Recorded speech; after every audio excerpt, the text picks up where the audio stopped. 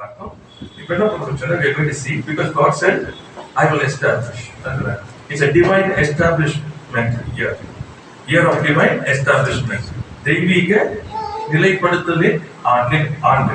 சரிங்களா? அந்த ஆண்டு. இப்போ ஆண்டவர் அந்த காரியத்தை செய்கிறார். நான் இப்ப என்ன பண்ண சொன்னா நான் அதுல நிலைத்திருக்க கற்றுக்கொள்ள வேண்டும். ஏன்னா ஒரு காரியத்தை பெற்றுக்கொள்வது முக்கியம் அல்ல, பெற்றுக்கொண்ட நான் அதுல நிலைத்திருக்க கற்றுக்கொள்ளணும். ரட்சிப்பை பெற்றுக்கொண்ட நான் அந்த ரட்சிப்பிலே நிலைத்திருக்க கற்றுக்கொள்ளணும். விடுதலையை பெற்றுக்கொண்ட நான் அந்த விடுதலையிலே நிலைத்திருக்க கற்றுக்கொள்ளணும். ஆஸ்வதிக்கப்பட்ட நான் அந்த ஆசீர்வாதத்துல நிலைத்திருக்க கற்றுக்கொள்ளணும். ரொம்ப முக்கியமானது. It is not just saying I receive. நான் பெற்றுக்கொண்டேன் என்று சொல்லுகிறது இல்லை, பெற்றுக்கொண்டதில் நிலைத்திருக்கிறது. ஏன்னா நிலைத்திருந்தால்தான் யாவரும் உங்களை காண முடியும். இல்லைன்னு சொன்னா இந்த என்ன சொல்லுவாங்க, மழை பெய்ஞ்சு உமஞ்சதுக்கு அப்புறம் காலம் அங்கங்கே வரும். ஆனா அது என்ன பண்ண முடியாது, நிக்க முடியும். அதே போல நான் அங்கங்கே எழுதி பிரயோஜனம் இல்லை. பெற்றுக்கொண்டேன்னு சொல்றது நிலைச்சி மரத்தை போல, ஆழ மரத்தை போல நிலைத்து நிற்கணும். அவன் நம்முடைய குடும்பம் பார்க்கணும், நம்முடைய சந்ததி பார்க்கணும், நம்முடைய சுற்றி இருக்க ஜனங்கள் பார்க்கணும். புரியுது உங்களுக்கு? நாம் இந்த பூமியை விட்டு கடந்து போகும் பொழுது சொல்லணும். புரியுதா உங்களுக்கு? எத்தனை பேருக்கு அந்த ஆசை இருக்கு? ஏதோ வாழ்ந்துட்டு போட்டு இருக்காருங்க. நம்முடைய சந்ததி பேசணும். என் தகப்பன், என் தாய், என் சகோதரன், என் ஊழியக்காரன் சுத்திற்கு பேசணும். அருமையான ஒரு சகோதரன் பேசணும். கர்த்தருக்கு ஸ்தோத்திரம். அது ஆண்டவர் விரும்புறாரு. See, we leave behind a legacy. நம்ம விட்டுட்டு போகும் பொழுது, ஒரு இடத்துல இருந்து நம்ம கடந்து போகும் பொழுது பாத்தீங்கன்னு சொன்னா ஒரு காரியத்தை வைக்கிட்டு போறோம். அதான் நம்ம we are the ambassadors. நாம் தான் ஸ்தானாதிபதிகள். நம்மை என்ன பண்ண காண்கிறவர்கள் அவரை காண்பார்கள். Praise the Lord. ஹalleluya.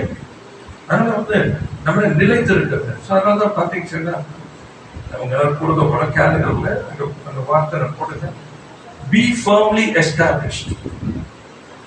உறுதியாய் நிலைத்திருங்கள். நிலைப்படுத்துதல், உறுதியாய் நிலைப்படுதல். Be firmly established. நம்ம இந்த இயர் போல அதுதான் ஃபோக்கஸ்டா இருக்கும். அதான் ஏன்னா கர்த்தர் எப்பவுமே அவர் சொன்னது அவர் எப்பொழுதுமே செய்கிறவராக இருக்கிறார். அவர் ஒரு நாளும் மாறாமல், அவர் உண்மை உள்ளவராக இருக்கிறார். அவர் செய்கிற காரியம் என் வாழ்க்கையில நிலைத்திருக்கும்படி நான் என்ன பண்ணணும், என்னை பண்படுத்தணும். அவன் கர்த்தருக்கு ஸ்தோத்திரம். அது மாத்திரம் நமக்கு யுத்தம் முன்னெண்டு மறந்துடாதீங்க. பாவம், சுயம் அல்லது மாம்சம், உலகம், பிசாசு. இது நானோட கூட நமக்கு யுத்தம் இந்த பூமியில எப்பொழுதுமே இருக்கும். இந்த பூமியில இருக்கிற வரைக்கும் யுத்தமே இல்லைன்னு நினைக்காதீங்க. யுத்தம் போய்கொண்டே இருக்கும். தெரிந்து தெரியாம இந்த காரியங்கள் நடந்து கொண்டே இருக்கும். அப்ப இந்த யுத்தத்துல கடந்து போகும் பொழுது ஜெயத்துல வாழ்றதுக்கு தான் நீங்க என்ன பண்ணணும், நீங்க உறுதியாய் என்ன பண்ணணும், பலப்படணும், நிலைப்படணும்.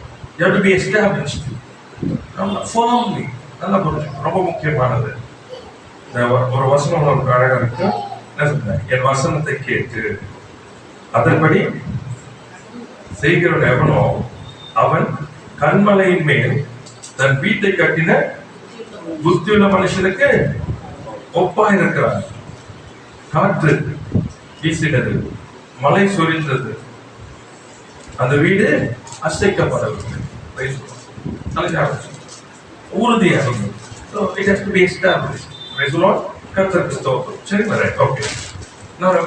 சொன்ன அடிப்படை மாற்றங்கள் உங்களுக்கு தேவை. ஃபண்டமெண்டல் சேஞ்சஸ், அடிப்படை மாற்றங்கள். இப்போ அடிப்படை மாற்றங்கள் 4 பகுதியில் நமக்கு வேணும். உங்களுக்கு 4 fundamental changes in my life for me to be established. நான் உறுதியாய் நிலைப்படுவதற்கு 4 அடிப்படை மாற்றங்கள் எனக்குள்ள உண்டாக வேண்டும். ரொம்ப முக்கியமானது, உண்டாக வேண்டும். அப்பொழுது நான் நேற்று சொன்ன புகழ்ச்சியிலும் கீர்த்தியிலும் மகிமையிலும் சிறந்திருப்பேன். Automatically. The first one is changing your foundation. முதலாவது அடித்தள மாற்றம் வேண்டும். Your foundation. இது ரொம்ப முக்கியமானது. கர்த்தருக்கு ஸ்தோத்திரம். See, foundation is very important. இந்த பூமியில இருக்குமா ரெண்டு அடித்தளங்கள் உண்டு. There are two foundations very important to understand. One is the foundation of sin. பாவத்தின் அடித்தளம். இன்னொன்று இயேசு என்ற அடித்தளம். The foundation. There are two foundations there. மனுஷனுடைய வாழ்க்கை தேவன் சிருஷ்டித்த பொழுது ஆசீர்வாதமாக இருந்தது. ஆனா பாவம் உள்ளே வந்த பொழுது அவன் வாழ்க்கையே மாறிடுச்சு. So everything operated from sin. பாவத்திலிருந்து தான் எல்லாம் ஆரம்பிச்சது, வேலை செய்ய ஆரம்பிச்சது. So it became the foundation. அவனுடைய குணாதிசயம் மாறிட்டு, சாபம் உள்ளே வந்தது, வியாதி உள்ள வருகிறது, உள்ள இருந்து என்ன பண்ண எல்லாம் தீமையான காரியங்கள் அவனுக்குள்ள வருகிறது, எல்லாமே உள்ள உண்டாகிறது. Everything is from the foundation which is sin. பாவத்திலிருந்து. இப்ப ஆண்டவராகிய இயேசு கிறிஸ்து இந்த பூமியில வருகிறார். வரும் பொழுது அவரை ஏற்றுக்கொண்ட பொழுது என்ன ஆச்சு, நமக்கு ஒரு பிள்ளையை மாறணும். இப்ப என்னாச்சுன்னா இந்த பாவம் என்கிற அந்த அடித்தளத்திலிருந்து கிறிஸ்து என்ற அடித்தளம் நமக்கு உண்டாயிருக்கிறது. இப்போ I have a sin foundation and also Jesus the Savior, his foundation. இப்ப இந்த ரெண்டுல நான் எதை ஆப்ரேட் பண்ணிட்டு இருக்கேன் ரொம்ப முக்கியம். வாசிக்கலாமா? ஏசாயா 28ஆம் அதிகாரத்துல 16ஆம் வசனம். Isaiah chapter 28 verse 16. ஆதலால் கர்த்தராகிய ஆண்டவர் உரைக்கிறதாவது, இதோ அஸ்திபாரமாக ஒரு கல்லை நான் சீயோனிலே வைக்கிறேன், அது பரிசுத்தப்பட்டதும் விலையேற பெற்றதும் திட அஸ்திபாரம் உள்ளதுமான மூளைக்கல்லாய் இருக்கும், விசுவாசிக்கிறவன் பதறான். Praise the Lord. கர்த்தருக்கு ஸ்தோத்திரம். ஆண்டவர் சொல்றாரு, இப்ப என்ன பண்ண போறேன், இதோ அஸ்திபாரமாக ஒரு கல்லை நான் சீயோனிலே வைக்க போகிறேன். ஏன்னா இந்த அஸ்திபாரம் மாற்றப்பட வேண்டும். இந்த அஸ்திபாரத்துல பாவம் என்கிற அஸ்திபாரத்துல மனுஷன் என்ன பண்ண முடியாது, ஓட முடியாது இந்த அஸ்திபாரத்துல. ஆண்டவர் ஒரு அஸ்திபாரத்தை கொண்டு வருது. புரிஞ்சுக்கணும். 1 கொரிந்தியர் 10ஆம் அதிகாரம் 4ஆம் வசனத்துல பவுல் நமக்கு இன்னும் கொஞ்சம் அழகா எடுத்து கொடுக்கிறார். 1 கொரிந்தியர் 10ஆம் அதிகாரம் 4ஆம் வசனம். எல்லோரும் ஒரே ஞான பானத்தை குடித்தார்கள், எப்படி எனில் அவர்களோட கூட சென்ற ஞான கண்மலையின் தண்ணீரை குடித்தார்கள், அந்த கண்மலை கிறிஸ்துவே. அந்த கண்மலை தான் சோ ஆண்டவர் சொல்றாரு, நான் ஒரு அஸ்திபாரத்தை என்ன பண்ண போறேன், இதோ ஒரு அஸ்திபாரத்தை நான் என்ன பண்ண போறேன், சீயோன்ல வைக்கிறேன். யார் அந்த அஸ்திபாரம்? கண்மலையாகிய கிறிஸ்து. நல்லா புரியுது, கிறிஸ்து என்கிற அஸ்திபாரம். That's a foundation of giving. God has given us a foundation. கர்த்தருக்கு ஸ்தோத்திரம். அங்கே 1 கொரிந்தியர்ல 3ஆம் அதிகாரம் 11ஆம் வசனம் பாருங்க. போடப்பட்டிருக்கிற அஸ்திபாரமாகிய இயேசு கிறிஸ்துவை அல்லாமல் வேறு அஸ்திபாரத்தை போட ஒருவனாலும் கூடாது. கர்த்தருக்கு ஸ்தோத்திரம். இயேசு கிறிஸ்து என்கிற அஸ்திபாரத்துல இருக்கிற அந்த அஸ்திபாரம் இல்லாம வேற ஒரு அஸ்திபாரத்தை என்ன பண்ணக்கூடாது, போட கூடாது. அந்த வேற அஸ்திபாரத்தை போடும் பொழுது என்னன்னு சொன்னா அங்கே ஆவிக்குரிய மரணம் உண்டாகும். கிறிஸ்து என்கிற அஸ்திபாரத்தில் அந்த வீடு கட்டப்பட்டால் மாத்திரம்தான் அங்கே ஜீவன் உண்டாகும். நல்லா புரிஞ்சுக்கிறாரு அஸ்திபாரம். So we have to be very careful. What is my foundation? என்னுடைய அஸ்திபாரம் கிறிஸ்து என்கிற கண்மலை. இது என்னுடைய அஸ்திபாரம். அப்போ நான் இந்த அஸ்திபாரத்துக்கு எப்ப நடக்கணும், I have to be established. நல்லா புரிஞ்சுக்கணும். என்ன பண்ணணும், உறுதியாய் அங்க என்ன பண்ண நிலைப்படணும்.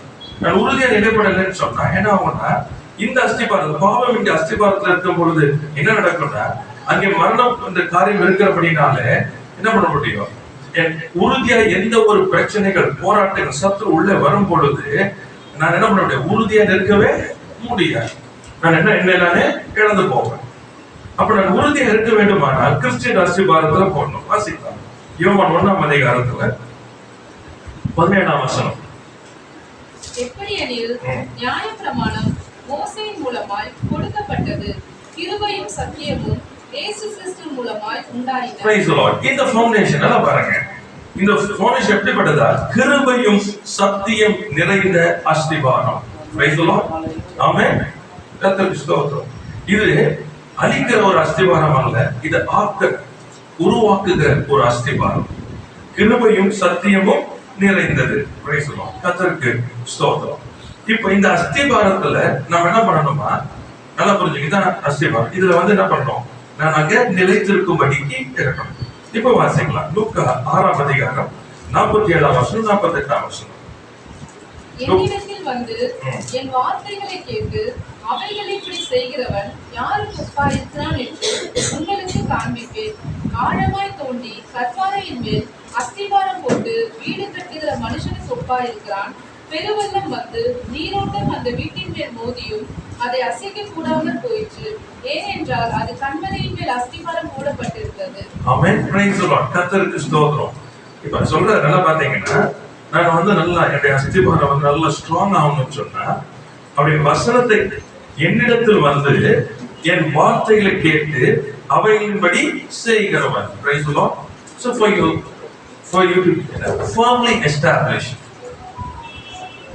நல்லா பாத்தீங்கன்னா ஸ்ட்ராங்கா உங்களுடைய அஸ்திபாரம் இருக்க வேண்டுமானால், நல்லா புரிஞ்சுக்கணும், ஸ்ட்ராங்கா இருக்க வேணும்னு சொன்னா என்ன பண்ணணுமா? அவரிடத்தில் வரணும். அவரிடத்துல என்ன பண்ணணும்? கேட்கணும். அவர் வார்த்தையை கேட்கணும். மூன்றாவது அதன்படி என்ன பண்ணணும்? செய்யணும். வெறும் வசனத்தை கேட்கறதுனால பிரயோஜனம் இல்லை. வசனத்தை கேட்டு அதன்படி செய்யணும். So the first thing is you have to come. ரொம்ப முக்கியமானது அவரிடத்துல வரணும். அப்போ to be firmly established, it means you have to be established in the word of God. நான் என்ன சொன்னேன்? ஆழமா நான் வந்து நிலைநிறுத்தப்பட வேண்டுமானால், உறுதியாக நிலைநிறுத்தப்பட வேண்டுமானால் தேவனுடைய வார்த்தையில நான் என்ன பண்ண? உறுதியா இருக்கணும். ஆமென். Praise the Lord. கர்த்தருக்கு ஸ்தோத்திரம். இப்போ இந்த வார்த்தை நான் எடுக்கும் பொழுது என்ன நடக்குது பாத்தீங்கன்னு சொன்னா, இந்த வார்த்தை ஆவியாகவும் ஜீவனமா இருக்கிற வார்த்தை. இப்போ ஏற்கனவே இந்த பூமியானது ஒரு அஸ்திபாரத்தில் நின்று கொண்டு இருக்கிறது. இந்த பூமி ஒரு அஸ்திபாரம் இருக்குது. இந்த அஸ்திபாரம் ஞாபகம் வச்சுக்கணும். இந்த அஸ்திபாரத்தை நான் கட்ட முடியாது. இந்த அஸ்திபாரத்துல நான் இருப்பேனே ஆனால் என் வாழ்க்கை அழிந்து போகும். இப்ப இந்த அஸ்திபாரம் என்ன பாத்தீங்கன்னு சொன்னா, என்னை அழிக்கிறதுக்கு, கொல்லவும் திருடவும் அழிக்கும்படி வருகிறவன் அப்படிப்பட்ட ஒரு காரியம் அப்படின்னு என்னுடைய அழிவு, நான் வந்து மரணத்துக்கு ஏதுவாக போகணும். இப்ப இந்த அஸ்திபாரமானது, கிருபையும் சத்தியம் நிறைந்த அஸ்திபாரமானது என்னை உயிர்ப்பிக்கிறதா இருக்கிறது. உயிர்ப்பிக்கிறது. இப்ப இங்க வந்து கட்டும் பொழுது இது இயற்கையா இங்க இருக்கிறது போல இங்க கட்ட முடியாது.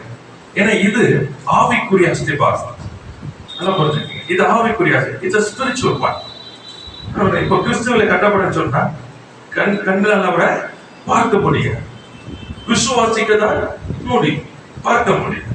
அப்ப இந்த வசனத்தை கேட்டு அதன்படி நடக்கும் பொழுது என்ன நடக்குதுன்னு சொன்னா, கிறிஸ்துவில கட்டுறது. ஏன்னா நீங்க வந்தது அவரிடத்துல, நீங்க கேட்டது அவருடைய வார்த்தையில, நடக்கிறது அவருடைய வார்த்தையில, ஆகையினால அவரிலே கட்டப்படுகிறீர்கள். ஆமென். Praise the Lord. ஏன் நான் கட்டப்படுறேன்னு சொன்னா, நான் ஏற்கனவே உங்களுக்கு சொல்லியிருந்தேன், நமக்கு யுத்தம் உண்டு. அதான் சொல்லும் போது சொல்றது, பெருவெள்ளம் வந்து நீரோட்டம் வந்து வீட்டின் மேல என்ன பண்ணுது? மோதுது.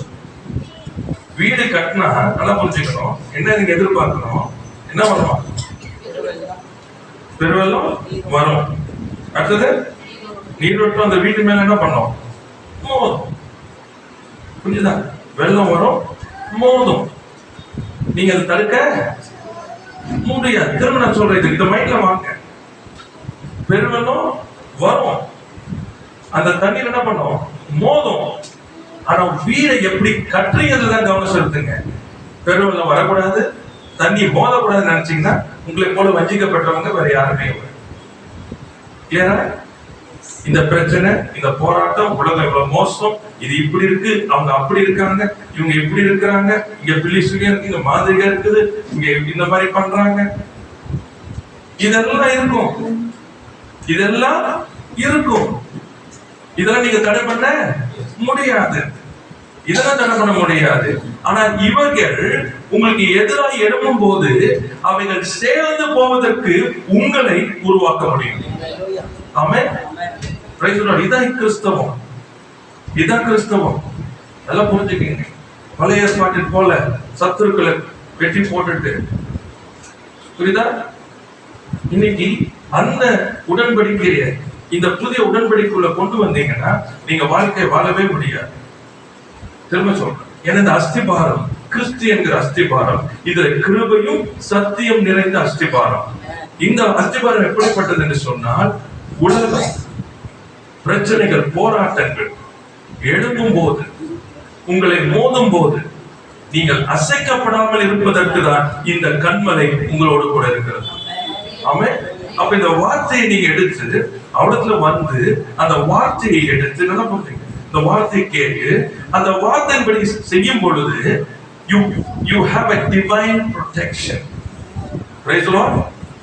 ஏன் வசனத்தை கேளுங்க, வேதத்தை வாசிங்க, அதன்படி நடங்க. ஏன் ஆண்டவர் சொல்றாரு? பிகாஸ் பெருமெல்லாம் வரும். உலகத்துக்கு உங்களுக்கு என்ன உண்டு? உபத்திரம் உண்டு. Praise the Lord. பெருமெல்லாம் வரும், வந்து மோதும். ஏன்னா அதனுடைய எண்ணமே என்னது? உங்களை அழிக்கணும், உங்களை அழிக்கணும். அப்போ மோதும். புரியுதா உங்களுக்கு?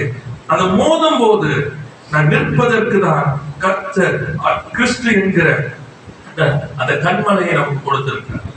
ஆமென். இப்ப இந்த கண்மலையில தான் நான் உறுதியா ஸ்திரம் போடுறேன். Praise the Lord. ஹalleluya. கர்த்தருக்கு ஸ்தோத்திரம். இந்த வசனத்துல வாழ கத்துக்கணும். வசனம் என் வாழ்க்கையா மாறணும். அப்படிதான் நான் ஸ்ட்ராங் ஆயிட்டே வருவேன். நல்லா புரிஞ்சுக்கீங்க. ரொம்ப ஸ்ட்ராங் ஆகும். இது ஸ்ட்ராங் என்ன வந்துருமா? எத்தனை வெள்ளம் வந்தாலும் இந்த வீடு அசைக்கவே முடியாது. எத்தனை பிரச்சனை வரலாம், எத்தனை இழப்புகள் வரலாம், அவமானம் வரலாம், நிந்தை வரலாம், போராட்டங்கள் வரலாம், இழப்புகள் வரலாம். புரியுதா உங்களுக்கு? எல்லாம் வரலாம், அசைக்கப்படலாம். ஏன் தெரியுமா? கண்மலை நின்று கொண்டு இருக்கிறோம்.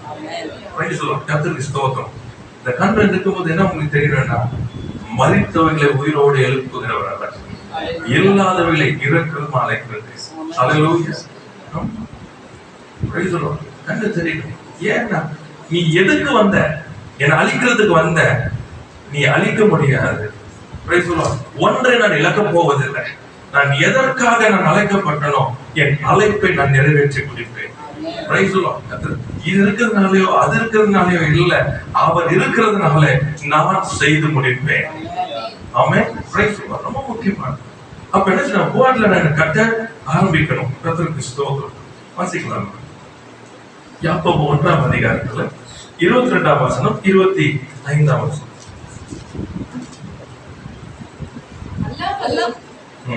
நீங்கள் உங்களை வஞ்சியாதபடிக்கு திருவசனத்தை கேட்கிறவர்களாய் மாத்திரமல்ல, அதன்படி செய்கிறவர்களாயும் இருங்கள். எண்ணத்திலானலில் ஒருவன் திருவசனத்தை கேட்டும் அதன்படி செய்யாதவனானால் கண்ணாடியிலே தன் சுமார் முகத்தை பார்க்கிற மனுஷனுக்கு ஒப்பாயிருப்பார். அவன் தன்னைத்தானே பார்த்து அவ்விடவிட்டு போன உடனே தன் சாயல் இன்னதென்பதை மறந்து விடுவான். பிரமாணமாகிய பூரண பிரமாணத்தை உற்று பார்த்து அதிலே நிலைத்திருக்கிறவனே கேட்கிறதை மறக்கிறவனாயிராமல் அதற்கேற்ற கிரியை செய்கிறவனாய் இருந்து தன் செய்கையில் பாக்கியவானாய் இருப்பார். ஆமென். Praise the Lord. கர்த்தருக்கு ஸ்தோத்திரம். அங்க யாக்கோபு எழுதும்போது சொல்றாரு, நீங்கள் உங்களை வஞ்சியாதபடிக்கு. ரொம்ப முக்கியமானது. வசனத்தை அவரிடத்துல வந்து வசனத்தை கேட்டு அதன்படி செய்கிறதுக்கு தான் நான் வசனத்தை கேட்கிறேன் என்பதை முதலாவது நான் புரியணும். ஏன் அதை நான் செய்யணும்னு சொன்னா, பெருவெள்ளம் வரும், தண்ணீர் எவ்வளவு மோதும், அப்ப நான் நிக்கணும். ஆமென். Praise the Lord. ரொம்ப முக்கியம். I have no time. It's okay. நேரம் இல்லை, சரி. ஆனா மோதும் போது கஷ்டம். மோதும் போது கஷ்டம். வீட்டை விழுந்துச்சுன்னா திரும்ப கஷ்டமா பாதிக்கப்படும். கிராக் விழுந்துருச்சுன்னு வச்சுக்கீங்க, இருக்க முடியாது. யோசிச்சு பாருங்க. அதான் சொல்றாரு, உங்களை என்ன பண்ணாதீங்க, வஞ்சிக்காதீங்க. யாருக்காகவும் இல்லை, உங்களுக்காக தான் இது சொல்லப்பட்டிருக்கிறது. உங்களுக்கு வசனத்தை கேளுங்க. உங்க சுயத்தை உள்ள கொண்டு வராதீங்க.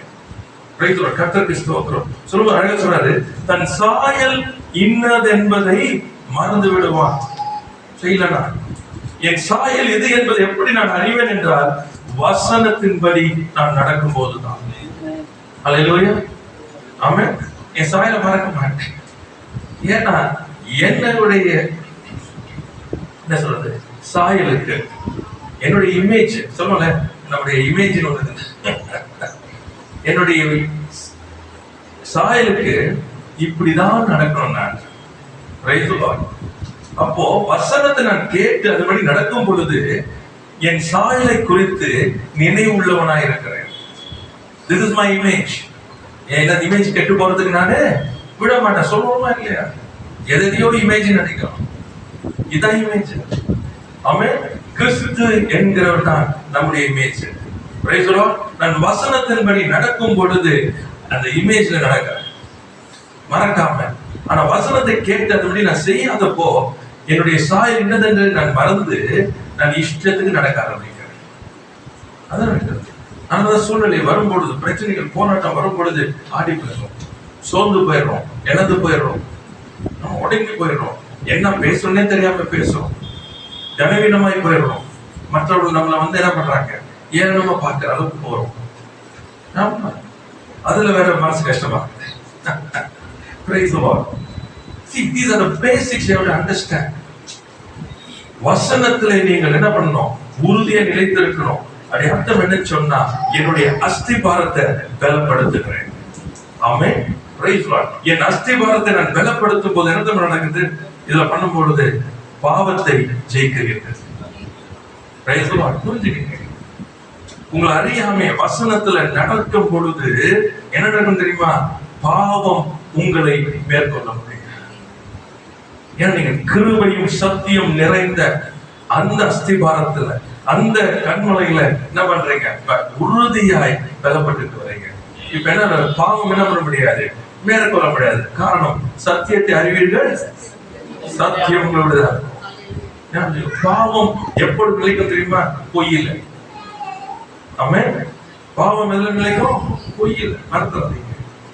டிசோபீடியன்ஸ் அது எப்ப கொண்டு வரும், பொய்யை நீங்க நம்பும் பொழுது சத்தியத்தை விட்டு விலகி தேவனுக்கு விரோதமாய் செயல்படும். மனுஷரை நம்புகிறவன் சபிக்கப்பட்டவன் என்று சொல்லப்பட்டிருக்கு. நல்லா புரிஞ்சுக்கணும். கர்த்தரை நம்புகிறவன் செழிப்பான்னு சொல்லப்பட்டிருக்கு. இவன் என்ன பண்ணுவான்னு சொன்னா, நீ கலெக்டரை பார்த்தீங்கன்னா கலெக்டர் உனக்கு எல்லாம் செய்வார். நீ சிஎம் பாரு, சிஎம் செய்வார். உன் பையன் இருக்கா, உன் பொண்ணு இருக்கா, உங்க வீட்டுக்காரர் இருக்கா, உங்க அம்மா இருக்கிறாங்க, உன் தொழில் இருக்குது, உன்கிட்ட பணம் இருக்குது. அதெல்லாம் புரிஞ்சுக்கிறீங்க. இப்ப எதை நம்ப வைக்கிறான், நீங்க இயேசு இல்லைன்னு நீங்க மறுதளிக்கல. நல்லா புரிஞ்சுக்க. இயேசு ஆண்டவர் இல்லைன்னு நீங்க சொல்லல. என்ன பண்ணிட்டீங்க, சத்தியத்தை என்ன பண்ணி விட்டுட்டு பொய்ய நம்புறீங்க. புரியுதா? இப்ப பாவமானது வலுப்படும். ஏன்னா தேவனுடைய வார்த்தையை மீறுவது பாவம். Disobedience is sin. தேவனுடைய வசனத்துக்கு கீழ்ப்படியாமை பாவம். விசுவாசத்தில் வராத யாவும் பாவமே. Praise the Lord. ஆமென்.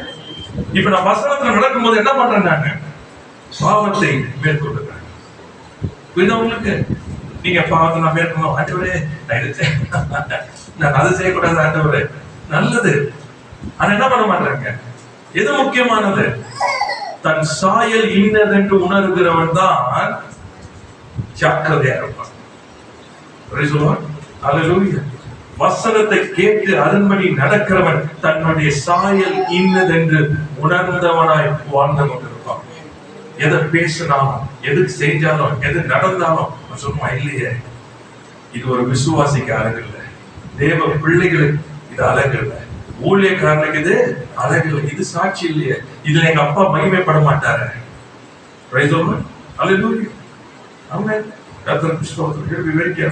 கர்த்தர் நல்லவராகவே இருக்கிறார்.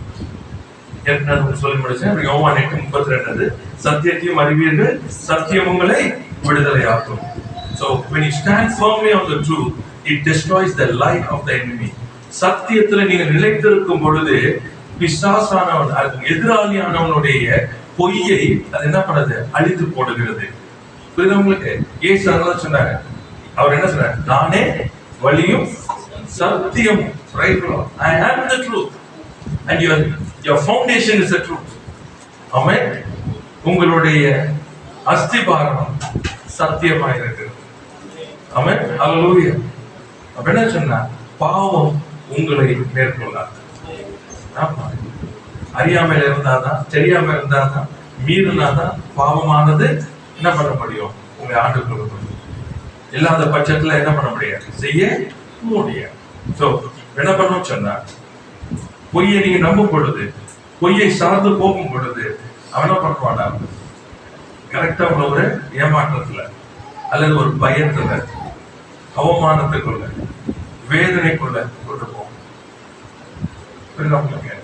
நீங்க என்ன பண்றீங்க, இப்போ ஆண்டவரை ஏன் கைவிட்டீங்க?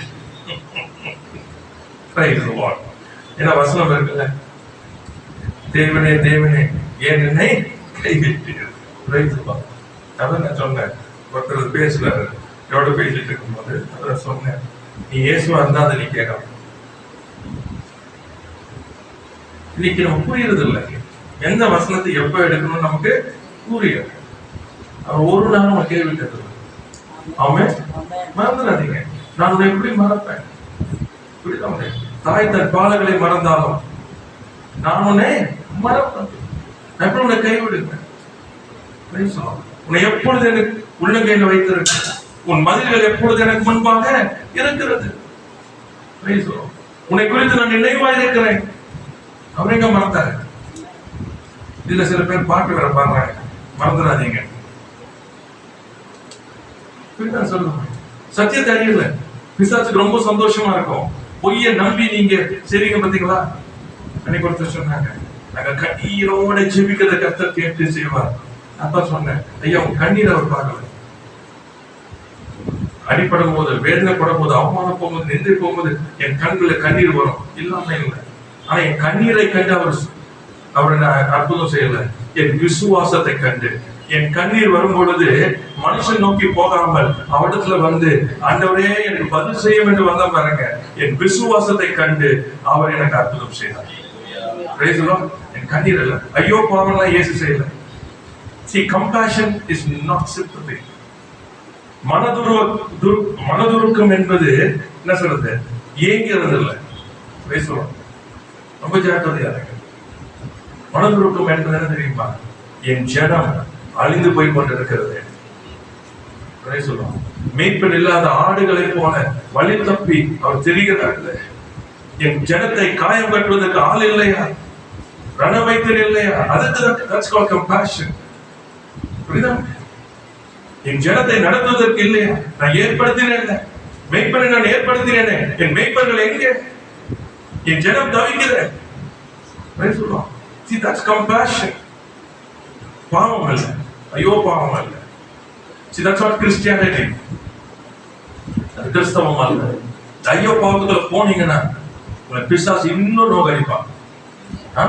அப்பதான் எல்லாருமே உங்க இருதயத்தை இன்னும் குத்துவாங்க. நிறைய பேர் சொல்லுவாங்க, இது நம்ம டவுனா இருக்கும் போதுதான் எல்லாம் வந்து ஹர்ட் பண்ணுவாங்க. நான் சொன்னேன், நீ டவுனா இருக்கும் போது பார்க்க வேண்டிய அவரை மட்டும் பார்த்தேனா தூக்கி இருப்பார். நீ மற்றவளை பார்த்தேனா கீழே தருவான். இவ்வளவுதான்.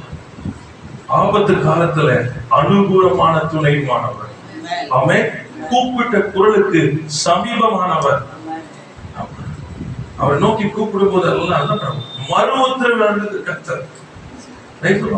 Amen. See, that's what you have to know the truth. சத்தியத்தை தெரியணும். உங்க இருதயத்துல இருக்கிற என்ன சொல்லுச்சுன்னா, உணர்வுல வைத்து பாட்டு எழுதாதீங்க, உணர்வுல வைத்து பேசாதீங்க. கர்த்தர் கேளாதவரை போல உட்கார்ந்து இருக்கிறாரு. உடனே அதுக்கு ஒரு வசனத்தை தேடுவாங்க. ஐயா அது அந்த நாட்டு புதிய படம் எடுத்து பாருங்க, என்ன சொல்றாரு, நான் உன்னை விட்டு விலகுவதும் உன்னை கைவிடுவதும் இல்லை. என் ஆடுகளின் சத்தத்தை கேட்கும், அவைகள் என் பின்னாலே வரும். கர்த்தருக்கு ஸ்தோத்திரம். தன் ஆடுகளை ஜீவனை கொடுத்தவர். தீர்க்க தரிசிகள் எல்லாம் யாரு சொன்னா, அவரால் கொண்டு வரப்பட்ட என்ன சொல்லுது, வாடகைக்கு. They are hirelings. They are not the owners. புரிஞ்சுக்கங்க.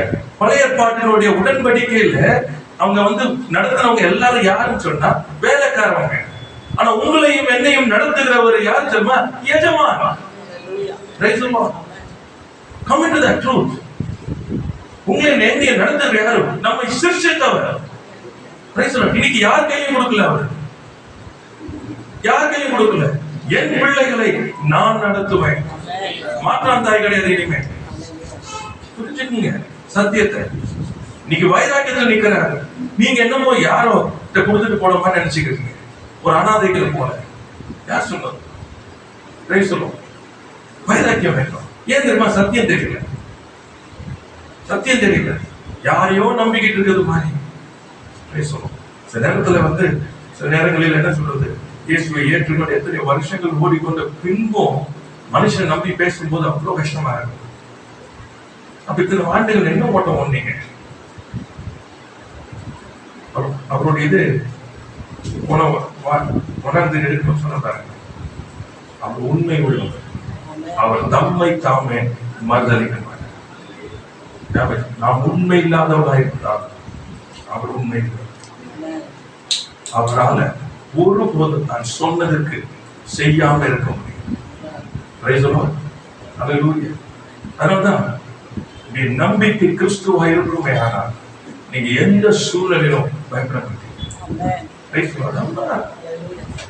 நான் மதித்தே போனாலும் என்னை உயிரோடு எழுப்ப ஒருவர் என்னோடு ஏன்னா அவர் எனக்கு கொடுத்த வாக்கு, நான் உனக்கு சொன்னதை செய்யும் அளவும் நான் உன்னை விட்டு விலகுவதும் இல்லை, உன்னை கைவிடுவதும்.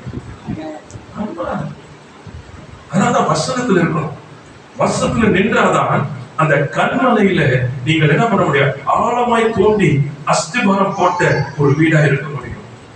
ஆமா, வெள்ளம் மோதும் பொழுது, சூழ்நிலைகள் வரும் பொழுதெல்லாம் என்ன பண்ணுவீங்க? நிற்பீங்க. தைரியமா நிற்பீங்க. எதை கொடுத்தும் கவலைப்பட மாட்டீங்க. கர்த்தருக்கு ஸ்தோத்திரம். பாவம் உங்களை மேற்கொள்ளவே முடியாது.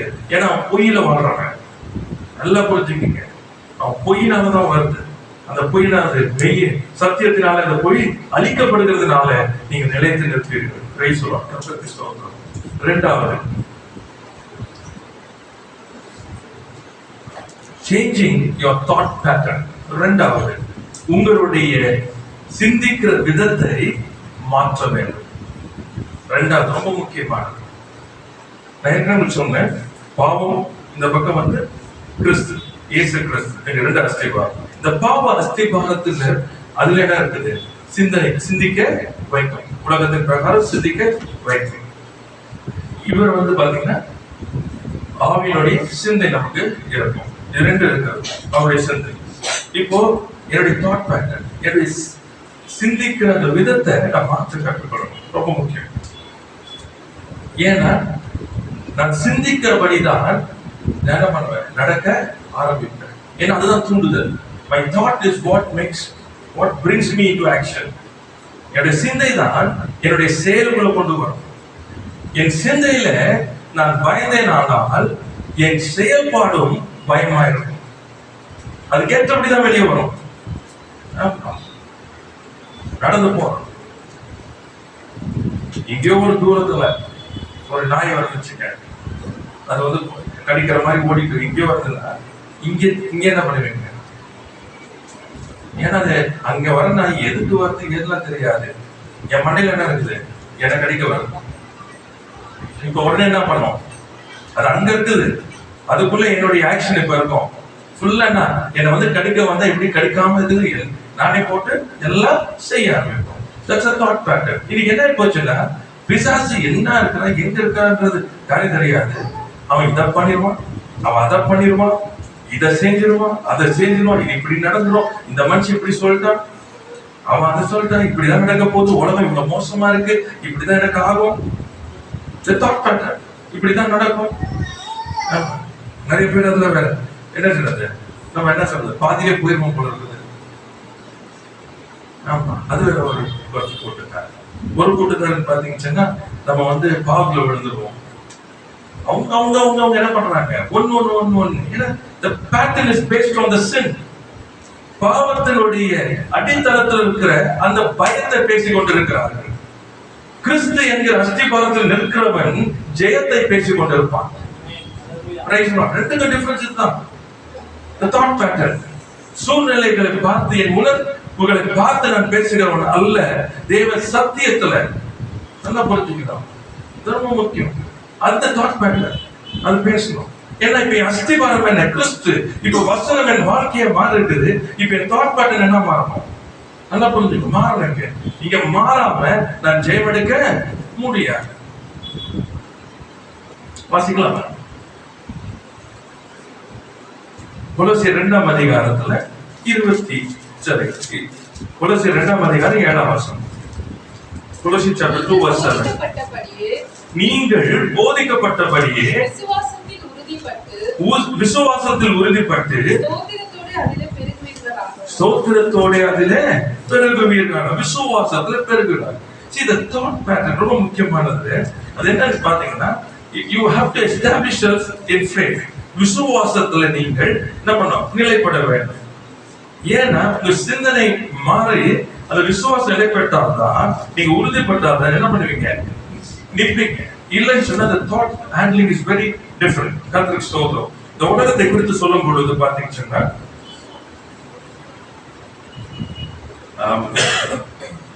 கண்களின் இச்சை, மாம்சத்தின் இச்சை, ஜீவனத்தின் பெருமை. நல்லா புரிஞ்சுக்கணும். பாவத்தை மேற்கொள்றோம் சத்தியத்தினால. நல்லா புரிஞ்சுக்கணும். இப்போ இது ஒரு விதமான அட்டாக். பாவத்துல மூலமாக வருதுன்னா பொய்யை நம்பும்படிக்கு இந்த பாவமான செய்யும். உலகமானது என்ன பண்ணும்? ஞாபகம் வச்சுக்கணும். இது வேற இது வேற. Finally it will end in sin. நல்லா புரிஞ்சுக்கணும். ஆனா உலகம் என்ன பண்ணுச்சு? இப்ப என்ன பண்றாங்க? It tries to tell. நல்லா புரிஞ்சுக்கணும். இப்ப அவன் என்ன பண்றான்? என்னுடைய தாட் பேட்டர்ன் ஒன்று இருக்குது உள்ள. இப்போ என்னுடைய சிந்தை என்ன பண்றான்? அஃபெக்ட் பண்றான். இந்த சிந்தைக்குள்ள போகும்பொழுது என்ன நடக்கும்னு சொன்னா, விசுவாசமான வாழ்க்கைக்குள்ள போகவே முடியாது. ஏன்னா நேச்சுரல் லைஃப்ல கொண்டு போகும். ஏன்னா தரிசித்தபடி நடக்கிறது. இமீடியட் இந்த மைண்ட் என்ன வேலை செய்யணும்னு சொன்னா, அது எப்படி? அதான் கேட்கும். அது எப்படி? ரெண்டாவது செய்ய போனா இது செஞ்சா இப்படி இருக்கும், இப்படி தான் பண்ணணும். ரெண்டு சேர்ந்தா 4. புரியுதா உங்களுக்கு? இதான் பண்ண 2 எப்படி 100 ஆகும்? மைண்ட் ஒத்துக்காது. your mind will not accept. 2 100 ஆகும், ஒத்துக்காது. ஏன் காரணம் என்ன சொன்னா, நேச்சுரல் திங்கிங். இயற்கையான அந்த சிந்தையில போகும் பொழுது அது என்ன பண்ணு சொன்னா, இயற்கையின் அறிவு நம்ம என்னக்குள்ள என்ன வந்திருக்குதோ அதுதான் நம்புவோம். அதே மாதிரி பாத்தீங்கன்னு சொன்னா, இது ஏதாச்சும் ஒரு கயிறு அது கட்டினா ஏதாச்சும் நடக்கும்னு சொன்ன உடனே நீங்க பார்த்துருக்கீங்களா? கூட்டம் நிற்கும். பார்த்துருக்கீங்களா? கூட்டம் நிற்கும். ஏன்னா மண்டையில என்ன தெரியுமா? ஒருத்த வந்து சொல்லுவோம், இந்த மாதிரி இந்த கயிறை கட்ட அதாச்சு இதாச்சு. அதே மாதிரி இந்த மார்க்கெட்டிங் இதுல பாக்குறோம். எம்எல்ஏ மார்க்கெட்டிங்ல ஒரு 4 பேர் வச்சிருப்பாங்க. இந்த 4 பேர் வந்து சொல்லுவாங்க, உள்ள வந்தேன், இது வந்து ரொம்ப சிம்பிள், ரொம்ப ஈஸி, உள்ள வந்தேன், இப்ப எவ்வளவு தெரியுமா? லட்சாதிபதி ஆயிட்டேன். இவன் அடுத்த நிமிஷம் இந்த மண்டன தெரியுமாவும் நம்மளும் லட்சாதிபதி. அடுத்தது போன் பண்றவங்க, போன் பண்ணி இப்ப வந்து நாங்க 30% உங்களுக்கு கொடுக்குறோம், 33% கொடுக்குறோம் உங்களுக்கு. உடனே என்ன பண்ணாங்க? எதிர்காரிங்க நீங்க போடுங்க, உங்களுக்கு இருக்காது, இவங்களுக்கு கிடைக்கும், உங்களுக்கு அவ்வளவு கிடைக்கும். உடனே இந்த மண்டை என்ன பண்ணு, சரி போடலாம். ஒரு சிலர் டெஸ்ட் பண்ணி பார்க்கலாம். அவன் டெஸ்ட் பண்ணும்போது நல்லா பண்ணுவோம்.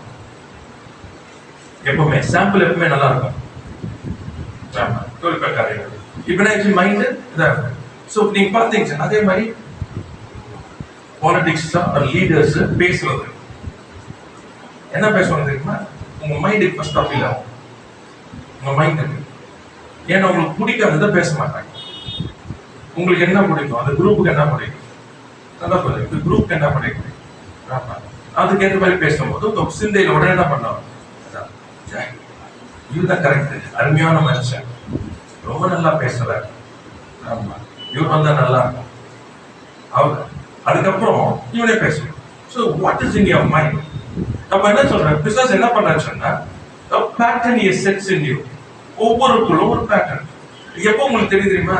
ஒரு காரியத்தை செய்யும் போது உங்களுக்குள்ள வர சிந்தை உங்களுக்கு காண்பிக்கும். You have a pattern. அந்த பேட்டர்னுக்குள்ள வரலன்னா நீங்க செய்ய மாட்டீங்க. நல்லா புரிஞ்சுக்கங்க. அந்த பேட்டர்ன்ல வரலாம் என்ன பண்ண மாட்டீங்க. சரி, உங்களுக்கு அதான் we call it doubt. அந்த டவுட் எப்போ வரும்னா நான் செட் பண்ணிருக்க பேட்டர்ன்ல அது இல்லைன்னா நல்லா புரிஞ்சுக்கணும். அப்ப என்ன ஆகும் வராது. இதுக்கு என்ன சொல்றது, ஃபர்ஸ்ட் வந்து மெஷின் வந்தது, அது வந்து சிஎன்சி மெஷின் வந்து வந்துச்சு, கம்ப்யூட்டரைஸ்டு மெஷின். அந்த மெஷின் வந்தது. அப்ப ஃபர்ஸ்ட் என்ன நினைச்சாங்கன்னா இதெல்லாம் என்ன செய்யும் அப்படின்றது. அது வந்தோடனே பாத்தீங்கன்னா 10 பேர் செய்ய வேண்டிய வேலையை அது ஒரு ஆள் செய்ய ஆரம்பிச்சது. அது மட்டும் இல்லாம அவங்களுக்கு ரொம்ப நல்லா வரும் ப்ராடக்ட் ஃபினிஷ் எல்லாம் வந்தவங்க என்ன பண்ணிட்டாங்க, பயப்பட ஆரம்பிச்சாங்க. யூனியன் எல்லா படம் எதிர்ப்பு, மெஷின் உள்ள வரக்கூடாது, ஏன்னா மெஷின் வந்தா எங்களுக்கு வேலை போயிடும், இந்தியாவில் வந்து வேலை இல்லாம போயிடும். எதையுமே நீங்க வந்து ஸ்டாப் பண்ண முடியாது.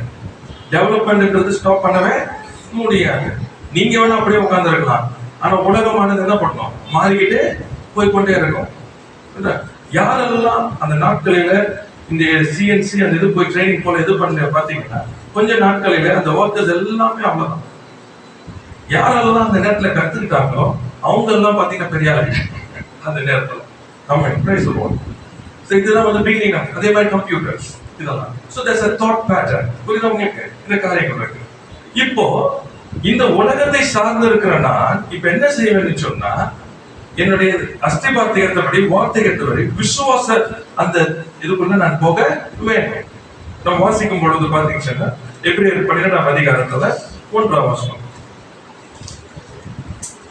ஆகையால் மேகம் போன்ற இத்தனை திரளான சாட்சிகள் நம்மை சூழ்ந்து கொண்டிருக்க பாரமான யாவற்றையும் நம்மை சுற்றி நெருங்கி நிற்கிற பாவத்தையும் தள்ளிவிட்டு விசுவாசத்தை துவக்குகிறவரும் முடிக்கிறவருமாய் இருக்கிற இயேசுவை நோக்கி நமக்கு நியமித்திருக்கிற ஓட்டத்தில் பொறுமையோட ஓடக்கடவும்.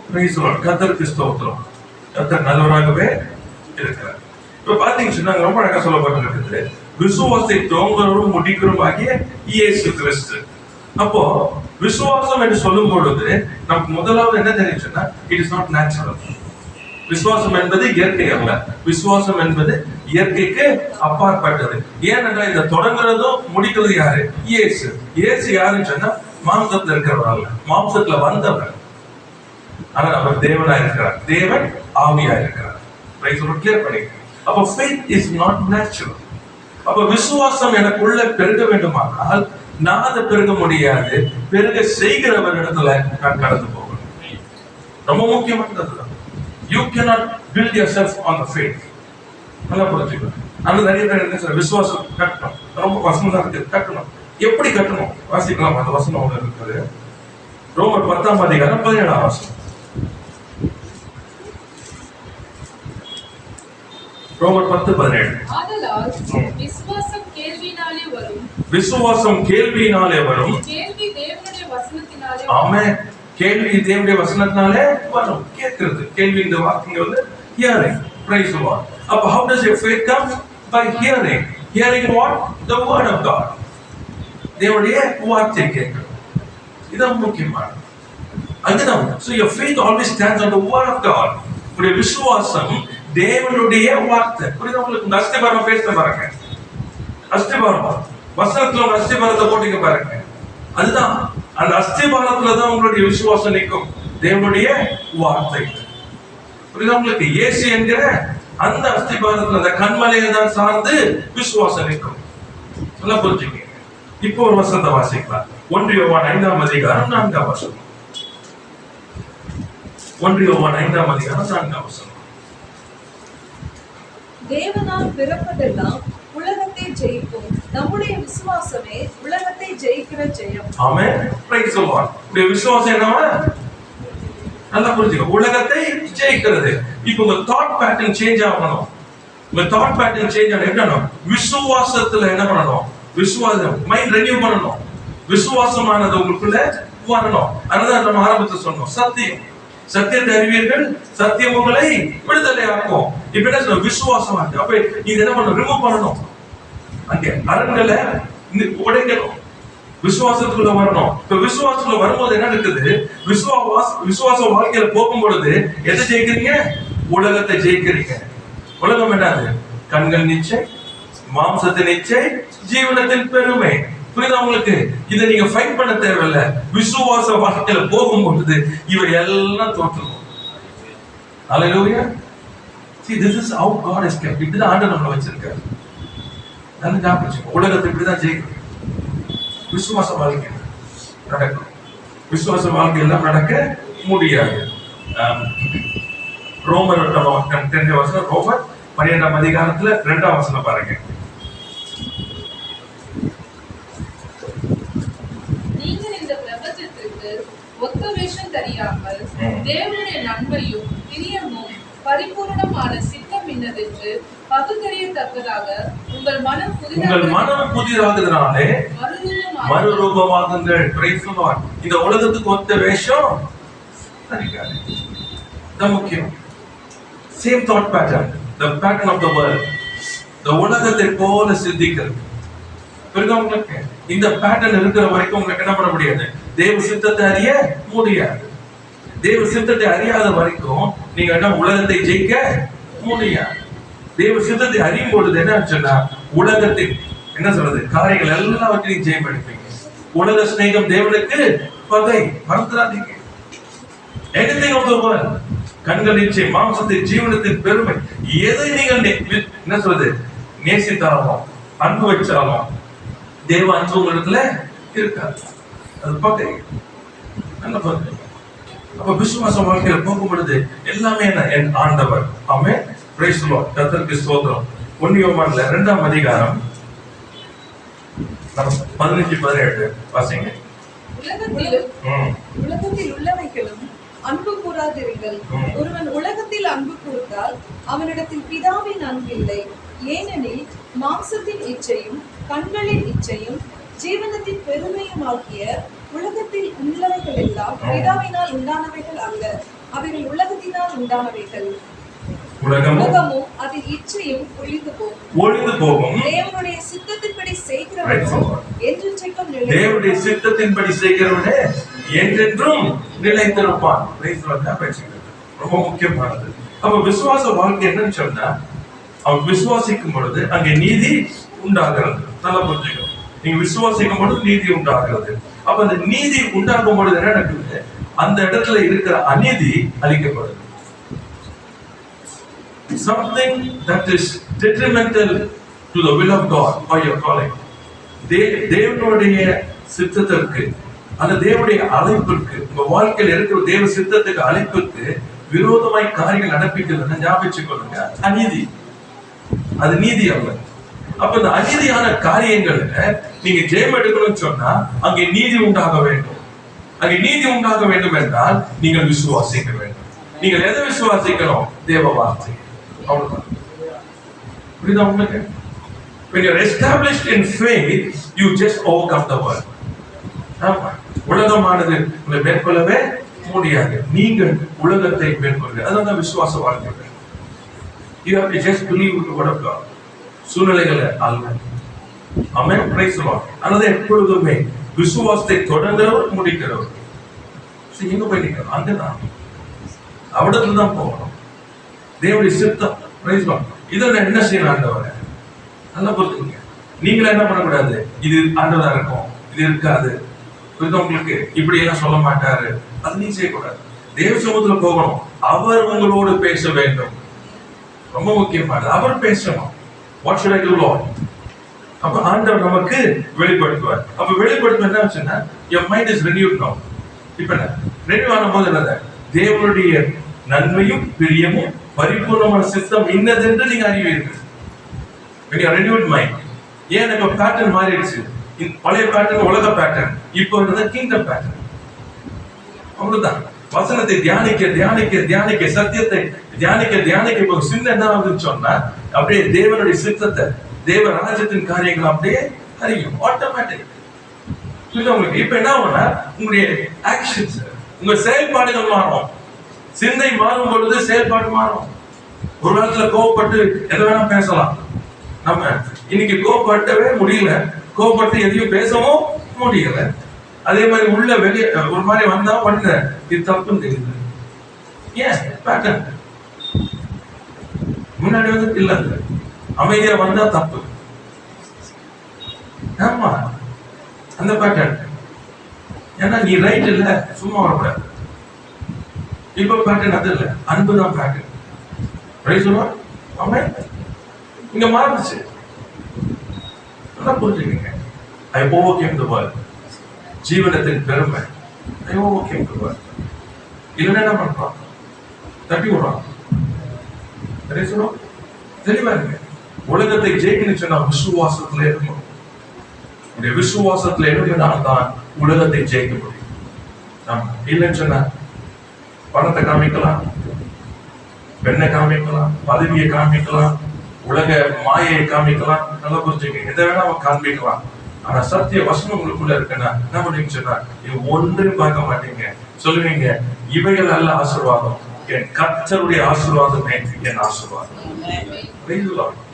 அவருடைய ஆசீர்வாதம் எனக்கு வேணுமே தவிர அவர் அல்லாத எந்த ஒரு ஆசீர்வாதமும் எனக்கு வேண்டாம்.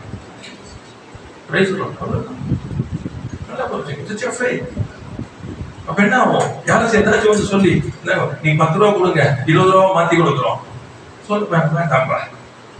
லாட்டரி டிக்கெட் வாங்குங்க, 1 கோடி கிடைக்கும், வேண்டாம்பா. I'm not here to become rich. I'm here to receive the blessings of God. நான் ஐஸ்வர்யன் ஆகிறதுக்கு நான் இங்க வரல. தேவ ஆசீர்வாதத்தை பெற்ற மனுஷனாய் வாழும்படிக்கு நான் வந்திருக்கிறேன். ஹல்லேலூயா. That's your faith. இப்ப என்ன ஆகும்? உலகம் வெட்கப்பட்டு போகும். தேவன் உங்களை ஆசீர்வதிப்பார். Price the Lord. கர்த்தருக்கு ஸ்தோத்திரம். நம்முடைய விசுவாசமே உலகத்தை ஜெயிக்கிற ஜெயம். நாம் உலகத்தை ஜெயம் கொள்வோம். இரண்டாவது is changing your thought pattern. சரிங்களா? Right, okay. முடிஞ்சிருச்சு. நேரம் நமக்கு ஆயிடுச்சு. நான் மற்ற 2 எடுக்கிறேன். அது one is changing your testimony. உங்களுடைய சாட்சியை மாற்று.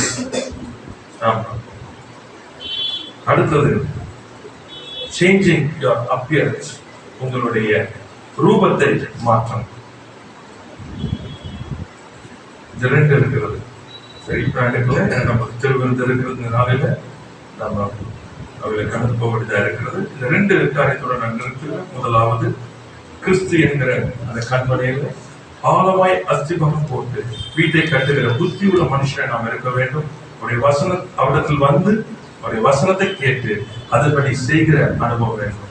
கர்த்தருடைய வார்த்தையில நிலைத்திருக்கிற அனுபவம் வேண்டும். அப்பொழுது நாம் நிலைத்திருப்போம். ஆமென். நம்ம வாழ்க்கை நிலையா இருக்கும். எத்தனை பெருவெள்ளம் வந்தாலும் சரி, எத்தனை தண்ணீர் மோதினாலும் சரி, நாம் அசைக்கப்பட மாட்டோம். ஆமென். காலவேளை நான் சில காரியங்கள் கொடுத்திருக்கிறேன். நாங்க விசுவாசிகள் எழுதியிருக்கிறீங்க. ஞாபகத்துக் கொள்ளுங்க, பெருவெள்ளம் வரும். இது மட்டும் தயவு செய்து இந்த தாட் எடுத்துருங்க. பெருவெள்ளம் வரும், தண்ணீர் மோதும். பெருவெள்ளம் வராது, நான் ஜெபம் பண்ணேன். பெருவெள்ளம் வராது, நான் ஜெபம் பண்ண தண்ணீர் மோதாதுன்னு சொன்னீங்கன்னா நீங்க வஞ்சிக்கப்படுறீங்க. ஆமா, whenever we make a product, ஒரு பொருளை செஞ்சோன்னு சொன்னா அது என்ன பண்ணணும்? ட்ரையலுக்கு அனுப்பணும். ஏன்னா இது அப்படி, இது இப்படி, அது அப்படி சொல்றதுல அர்த்தம் இல்லை. சூழ்நிலையில நிக்கணும். ஆமா, அதேதான். எல்லாவற்றின் மத்தியில அது அசைக்காதபடிக்கு, நமக்கு பாதிப்படாதபடிக்கு அந்த வசனத்தை வாழ்க்கையாய் மாற்றணும். ஆமென். Praise the Lord. இரண்டாவது பாத்தீங்கன்னா உங்களுடைய சிந்திக்கிற அந்த விதத்தை மாற்றணும். உலக சிந்தை இல்லாதபடிக்கு கிறிஸ்துவின் சிந்தை உண்டாகணும். அப்ப அது என்ன சிந்தை சொன்னா விசுவாசத்துல நிலைத்திருக்கிறது. விசுவாசம் எப்படி உண்டாகும்? தேவனுடைய வார்த்தை. எவ்வளவு அதிகமாய் கர்த்தருடைய வார்த்தையை கேட்கிறீர்களோ அவ்வளவு அதிகமாய் சிந்தை மாறும். சில நேரத்தை சொல்றேன், வேத வசனத்தை வாசிக்க நேரம் இல்லையா? இன்னைக்கு ஆண்டுடைய பெரிதான கிருபையில இந்த மொபைல்ல வந்திருக்கு. தயவு செய்து மொபைல்ல வசனத்தை போட்டு காதல போட்டு நீங்க யாரையும் டிஸ்டர்ப் பண்ணாதீங்க. வேலை செய்யுங்க, எல்லாம் பண்ணுங்க. வீட்லயே காலைல எழுப்புனீங்களா, வீட்டு வேலை செய்றீங்களா, வசனத்தை போட்டு தயவு செய்து போடுங்க. வசனத்தை போடுங்க. வீணான இல்லை நேரத்தை போடாதீங்க. வீண் என்ன சொல்றது, தேவையில்லாத காரியம் போட பிடிச்ச வசனத்தை போடுங்க. வசனத்தை கேட்டுக்கிட்டே இருக்கு. ஆமா, பின் என்னத்தை நடக்கும்? உங்களை அறியாம வேதத்தை நீங்க தியானிக்க ஆரம்பிப்பீங்க. ஆமா, ஏன்னா வசனம் உள்ள போகும் பொழுது என்ன ஆகும்? சத்தியத்தை அறிவீர்கள், சத்தியம் உங்க என்ன பண்ணும்? விடுங்க. உங்களை அறியாம அங்க ஜீவனும் ஆவியும் ஜீவனுமானது உள்ளே போக போக அது உங்களுக்கு சாப்பாடு. ஆமா, பலனை உண்டாக்கும். பலன் உண்டாக உங்களை அறியாம செய்வீங்க. நீங்க அதை விட்டுட்டு நான் இதை செய்யல, நான் அதை செய்யாதீங்க. வசனத்தை கேளுங்க. Praise the Lord. ஹல்லேலூயா. நம்ம அந்த வசனத்தை கேட்கும்போது இங்க மாறும். ஆமா, சோம்பேறித்தனம் வெளியே போகும், உங்க சுயம் வெளியே போகும், செல்ஃபிஷ்னஸ் எல்லாம் வெளியே போகும், ஆட்டோமேட்டிக்கா போகும். ஆமா, எல்லாம் இந்த ஏமாற்று இது அது என்னென்ன காரியங்கள் தானா வெளியே போகும். ஆமா, சத்தியம் உள்ள வர தானே எல்லாம் வெளியே போகும். நீங்க எதையுமே செய்து அதுவே வெளியே போகும். நிறைவானது வரும் பொழுது குறைவானது வெளியே போகும். வெளிச்சம் உள்ள வரும்போது இருள் போகணும்.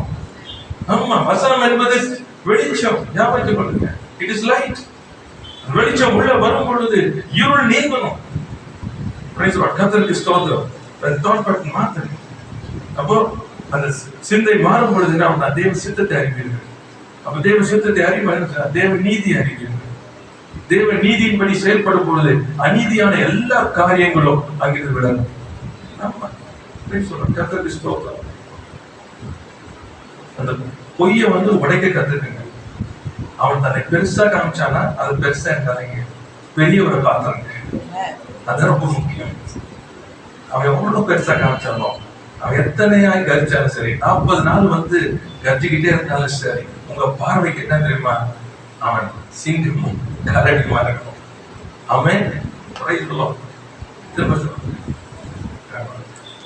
நிறைய நேரங்களில் என்ன பண்ணலாம்னு சொன்னா, விசுவாசனுடைய காரியங்கள் இதை குறித்து அதிகமாய் அதை ரொம்ப பேசுறாங்க. ஆமா, நான் சொல்றேன் இல்லைன்னு நான் சொல்ல மாட்டேன், அது பொய் இருக்கிறான். உங்க எதிராளியானவன் சொல்லப்பட்டிருக்கு. ஆமா, பிசாசானவன் இல்லாம இல்லை. ஆனா என்ன சொல்லப்பட்டிருக்கு, எவனை விழுங்கலாமோ என்று வகை தேடி சுற்றி திரிகிறான். அதனால நீங்க சத்தியத்தை அறியும் பொழுது, வேத வசனத்துல நீங்க நிலைத்திருக்கும் பொழுது, விசுவாசம் இருக்கும், உலகத்தை ஜெயிப்பீங்க.